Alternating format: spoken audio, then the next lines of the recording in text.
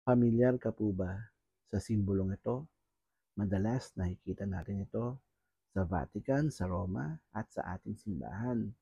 Tinatawag po itong Vatican Coat of Arms.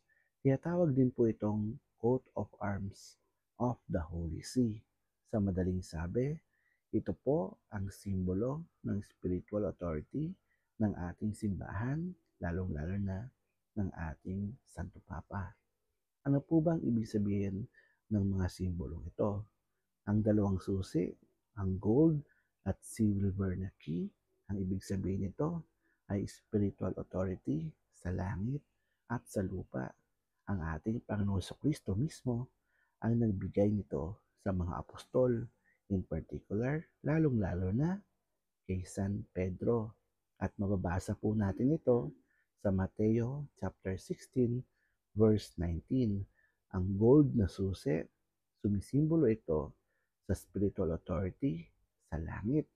Ang silver na susi, sumisimbolo rin ito sa spiritual authority dito sa lupa.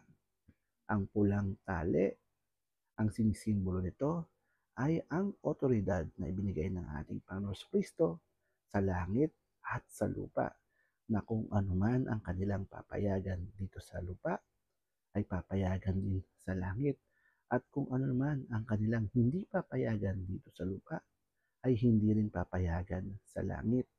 Ang tiara naman o ang korona, dati isang korona lamang po ito. Sumisimbolo naman ito sa spiritual authority ng ating Santo Papa sa mga bansang kanyang nasasakupan or papal states.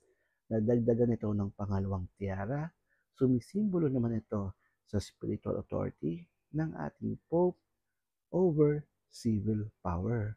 At ang pangatlong tiara naman ay sumisimbolo sa superior spiritual authority ng ating Santo Papa sa non-religious monarch. Ngayon, ang simbolo po ng tiara ng ating Santo Papa ay power as a priest, bilang namumuno, at bilang isang guro. Sana po nakatulong. Hanggang sa muli. Brother Paul po. God bless.